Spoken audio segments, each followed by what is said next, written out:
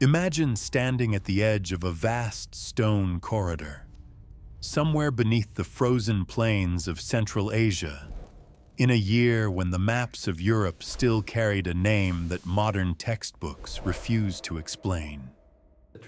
The torches in this imagined corridor cast orange light across walls so precisely cut that no mortar was ever needed to hold them together. The silence down here is not the silence of emptiness. It is the silence of something carefully concealed, of knowledge pressed behind stone, of a world that once breathed and sang and hummed with a kind of energy we have since forgotten how to name. This is not a scene from a novel. Or perhaps it is. Perhaps everything we think we know about the year 1721 and the civilization that supposedly occupied the largest territory on any European map of that era is, in itself, a kind of fiction carefully constructed after the fact.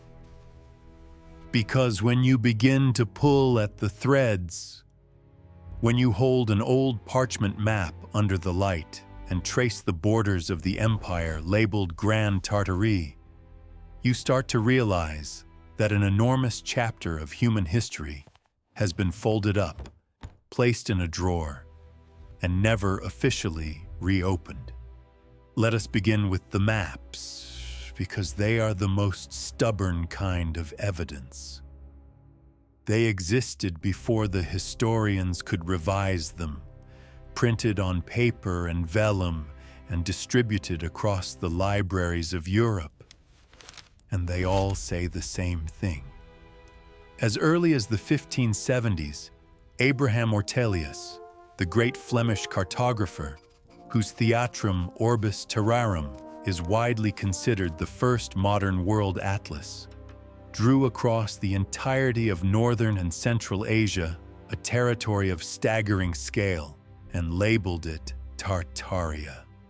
His successors, including Jodocus Hondius, whose maps of the early 1600s became the standard reference for a generation of European scholars and explorers, maintained the label and even expanded upon it.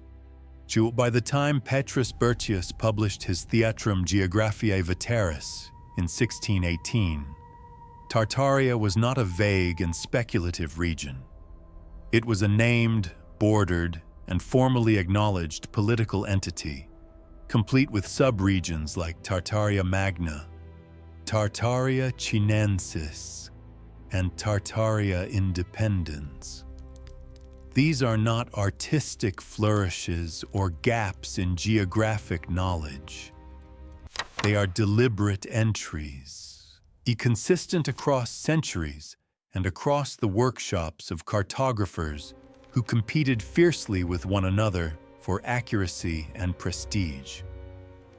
The first edition of the Encyclopaedia Britannica, published in 1771, devoted a remarkable entry to Tartary, describing it as the largest country in the world, stretching from the Caspian Sea to the Pacific coast, and from the boundaries of Siberia down into the high plateaus of what we now call Central Asia.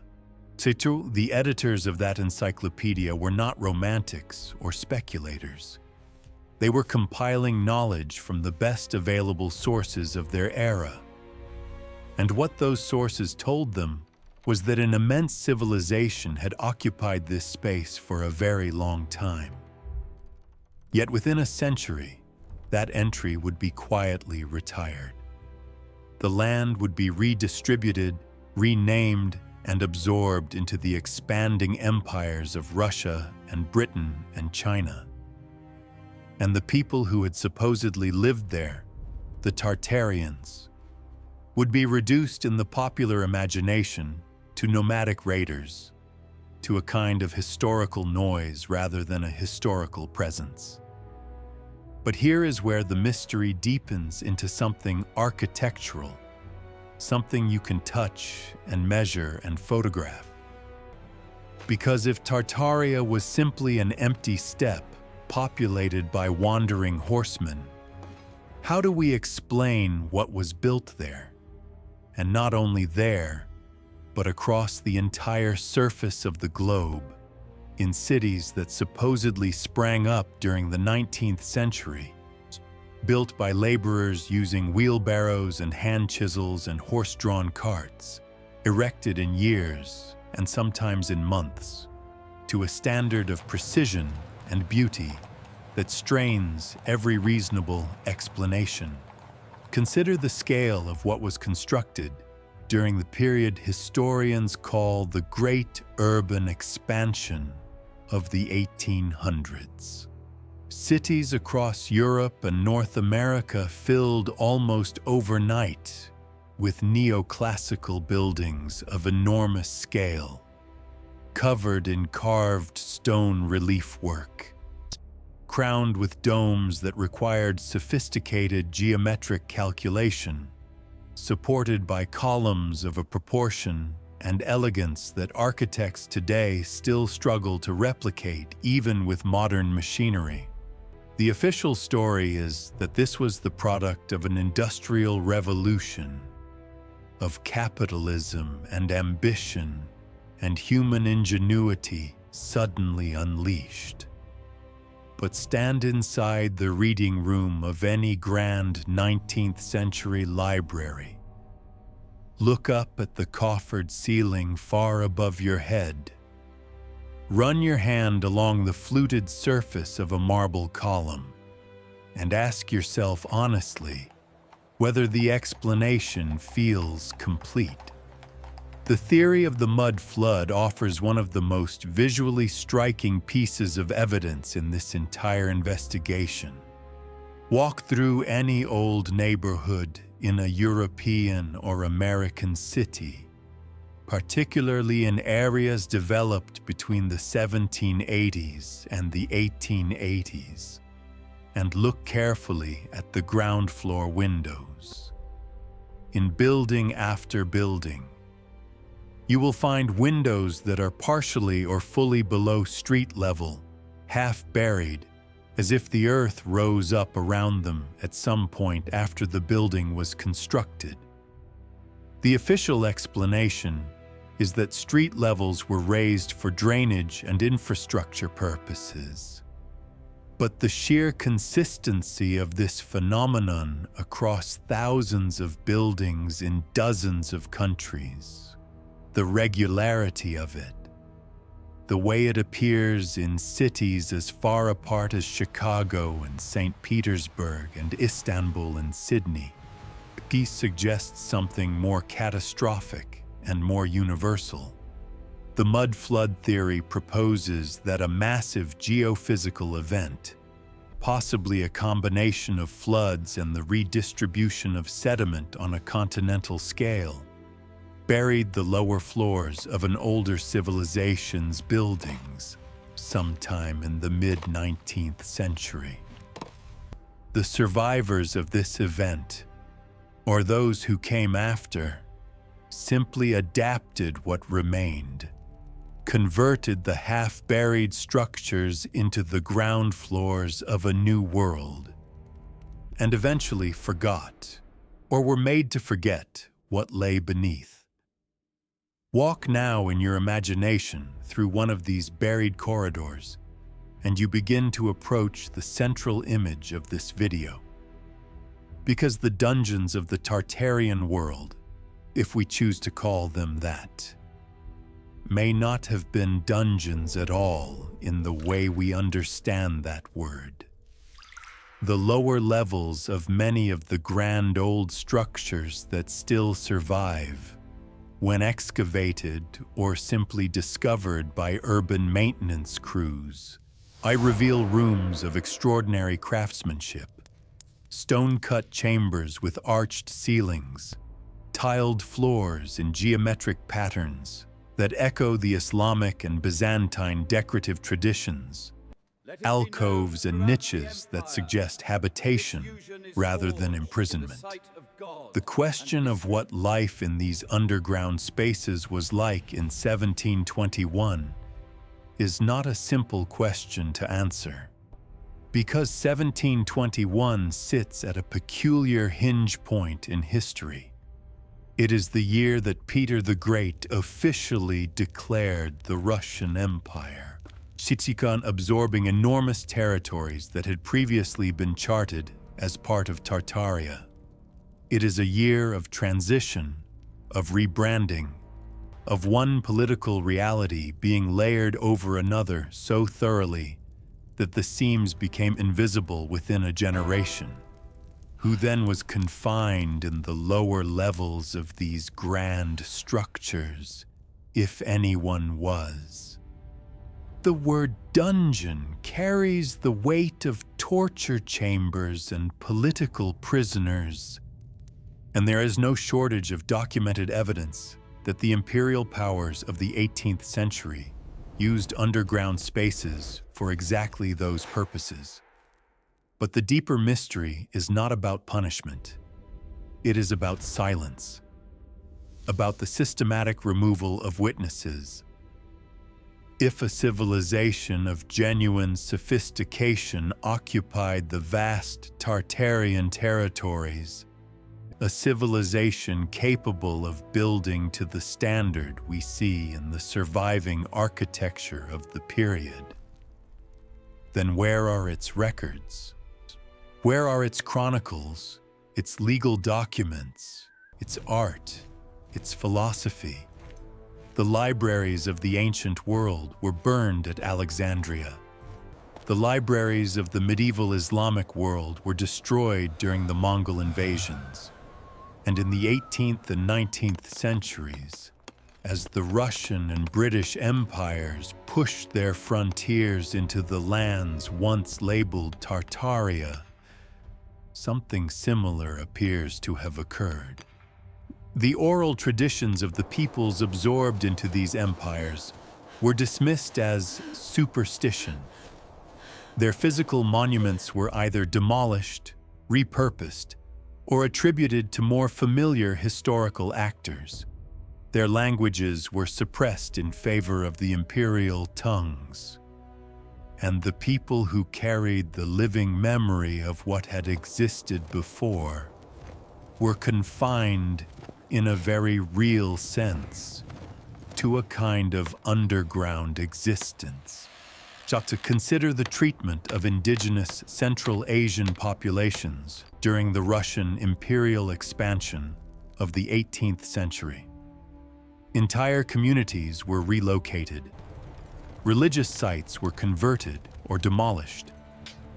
The intricate networks of the Silk Road, which had for centuries connected the cities of Central Asia to the markets of China and Persia and the Mediterranean, were deliberately disrupted as the new powers sought to control trade routes and the flow of information along them. The great city of Samarkand, which even in its diminished form astonishes modern visitors with its tilework and its monumental scale, was by 1721 a shadow of what it had been. And yet its shadow was still magnificent enough to challenge every assumption we have about what was possible in the pre-modern world. Who built the original vaulted ceilings of the Registan? With what tools were those geometrically perfect muqarnas carved?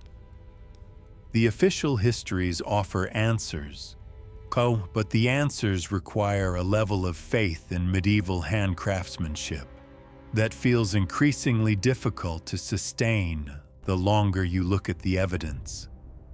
The absence of food mentioned in the title of this video is not merely a reference to the literal conditions of imprisonment. It is a metaphor for what happens when an entire civilization is cut off from its own sustaining narratives. A people without their history, without access to the knowledge of who they were and what they built and what they understood about the world, are a people who can be redirected, resettled, renamed, and eventually forgotten. The Great Reset, as researchers in this field have come to call it, was not a single event, but a process. A long and deliberate process that unfolded across the 18th and 19th centuries, accelerating during periods of warfare and political upheaval, often disguised by the noise of revolution and industrialization. The orphans of the 19th century, the hundreds of thousands of children documented in poorhouses and asylums across Europe and North America in the years after approximately 1850, with no traceable parents and no identifiable origins, are often cited in this context. They are described in the records of the time as foundlings, as children of unknown parentage, assembled in numbers that seem statistically impossible, given what we know about the demographics of the period. But perhaps the most haunting evidence, the kind that stays with you long after you close the book or pause the video, is the architectural evidence of what was almost certainly a global aesthetic tradition. The star forts are perhaps the most dramatic example. These extraordinary geometric fortifications, with their pointed bastions radiating outward like the petals of a stone flower, appear on every inhabited continent. They guard coastlines in South Africa and the Netherlands, in India and Brazil, in Japan and the American Deep South. The official explanation is that they represent the spread of European military architecture, a style called Tres Italien, developed in the 16th century to accommodate the new reality of artillery warfare. And that explanation is historically documented. But what it does not explain is the degree of mathematical sophistication required to design them, the consistency of their proportions across cultures that were not in documented contact, and the sheer number of them that were built in remote locations where military threat was at best a secondary concern. Many of these forts were never attacked. Many were never even fully garrisoned. They sit in their geometric perfection, overlooking rivers and plains that never saw an invading army, as if built for a purpose that has since been reclassified. The cathedrals and grand civic buildings of the supposed Tartarian world fit the same pattern. The theory that these structures functioned not merely as places of worship or civic administration, but as technological instruments, as resonators and conductors of some form of atmospheric energy, is one of the more speculative ideas in this field.